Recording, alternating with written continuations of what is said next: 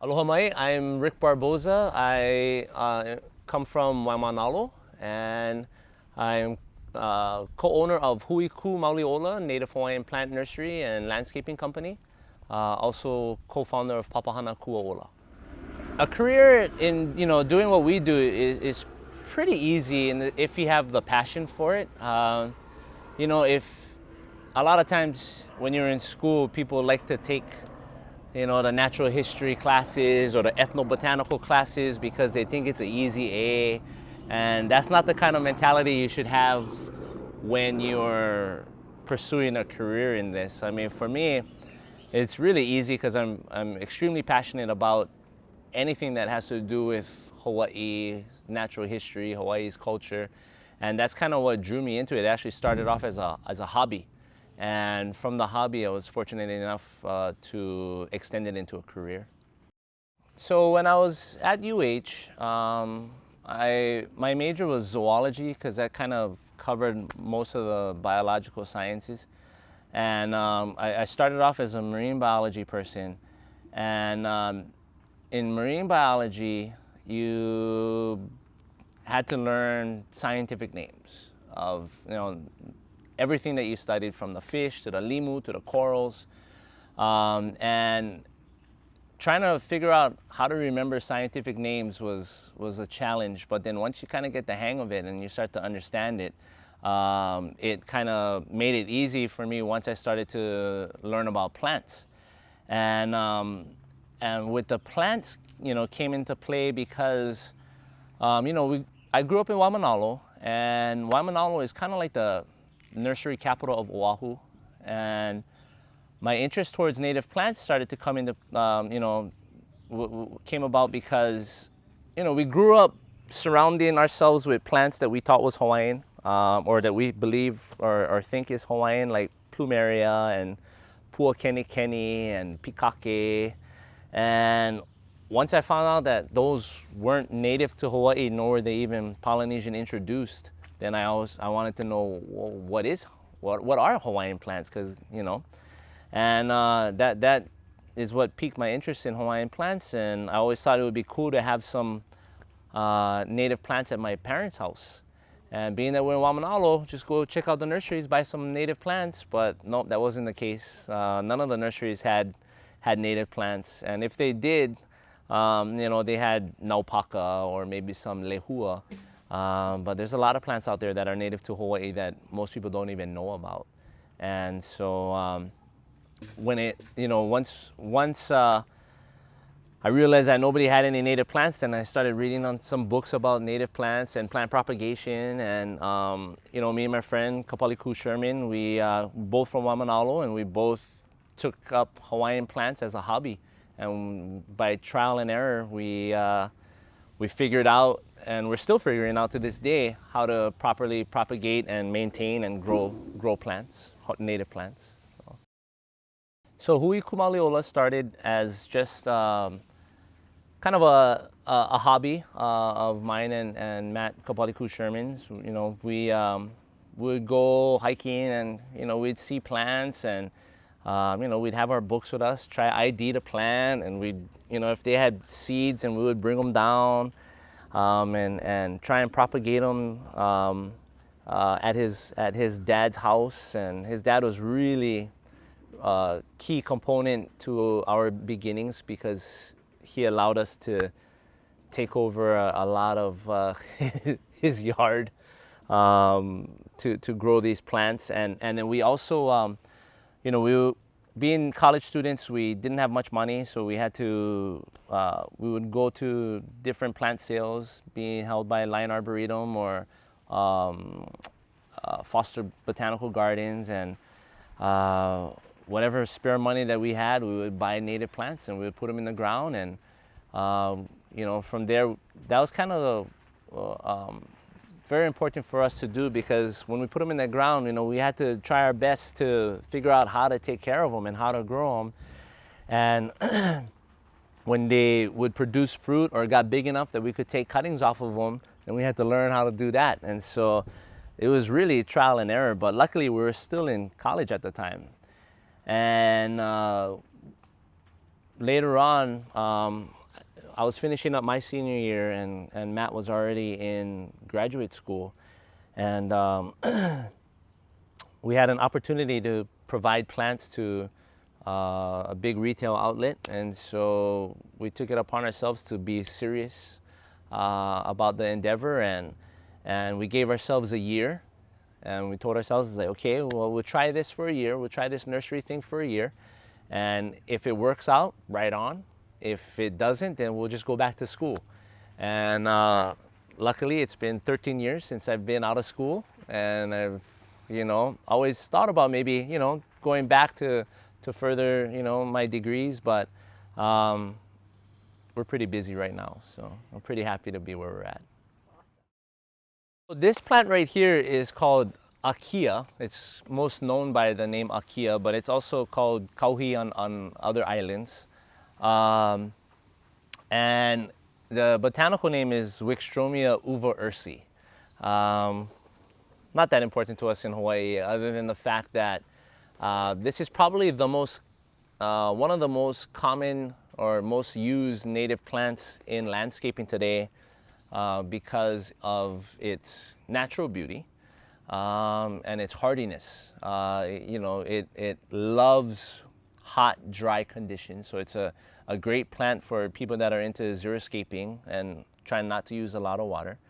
It's really pretty. Just the foliage alone is nice. And you can shape it and trim it into, however you want it to look. And then when it blooms,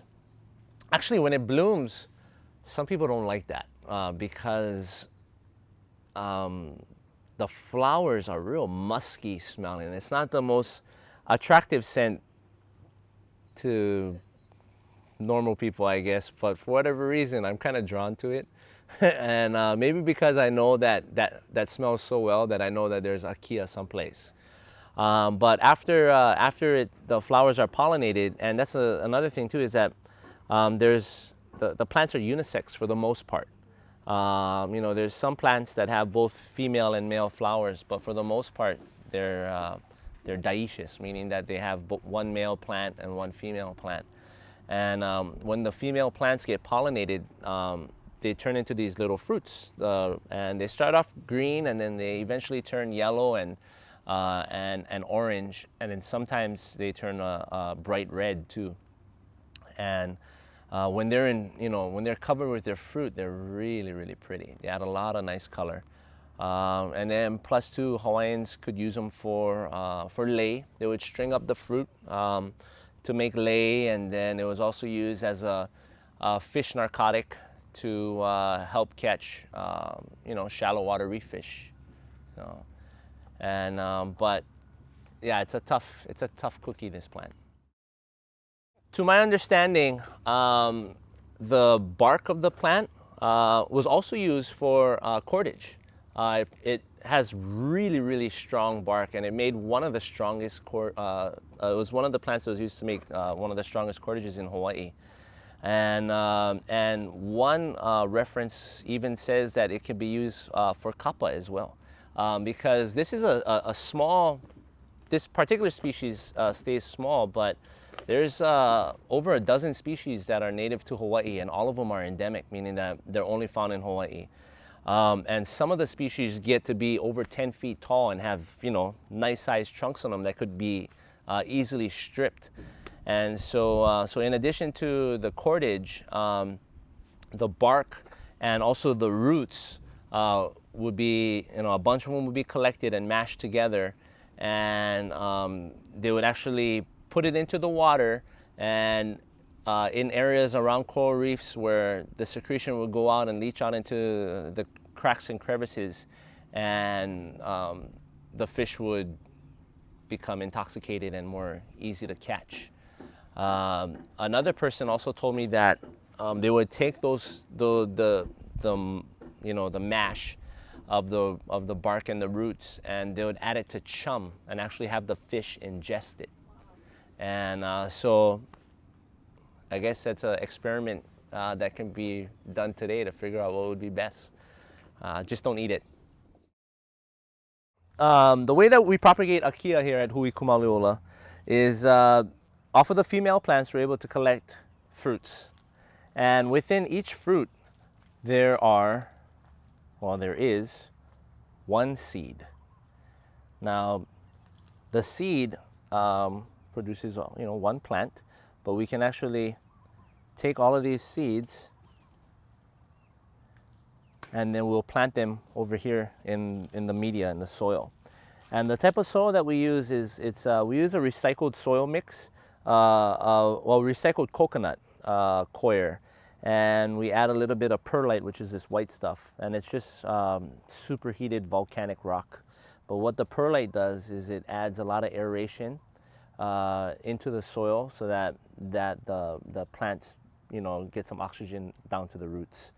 And the way that we do it is I lay the seeds on the surface like that, and I gently push them in, and I lightly sprinkle media over it. I don't want to bury it too deep, less than 1/8 of an inch under the soil, and from there it's good to go. The reason why we don't want to plant them too deep is because if there's too much soil on above the seed, it's not going to stimulate the seed to germinate. And sometimes you want to make sure that the seeds are spaced far enough apart so that they can push through the soil. Sometimes we get so much seeds that we plant them, and if we plant them too close together, what happens is that they'll germinate all at the same time, and they'll actually push the entire level of soil above them up in the air, and then they'll get to a point where they can't support the weight, and then they just crumple up and die. So we want to make sure that we space them far enough apart and that we plant them just barely underneath the surface of the soil. And after a couple of weeks, these are about 3 weeks old. They germinate, and these guys are about to be separated out of this little community pot and put into their own individual pots. And usually they'll take anywhere from 6 to 8 months to sell, to get to a size that's large enough to sell. But that's the easiest way to propagate Akia, because usually every seed will pretty much germinate.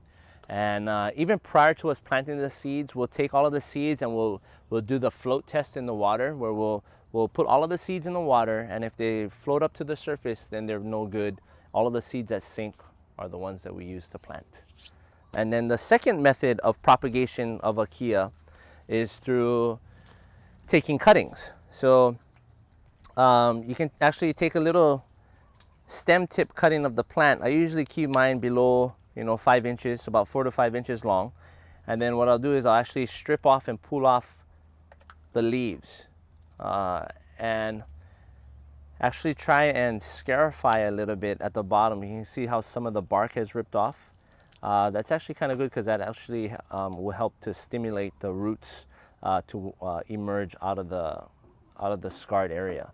And what we'll do is we'll take this cutting and then we'll put it into a little plug tray. And I'm not going to stick it too deep. I'll probably only stick it in about 1 inch into the soil, like that. And then I'll just pack it in there. And to actually help stimulate the root development, a lot of the times we'll dip it into a rooting hormone, like a liquid rooting hormone that will increase the chances of healthy roots developing out of the cut stem. And it'll also shorten the time that the plant will take before it's ready.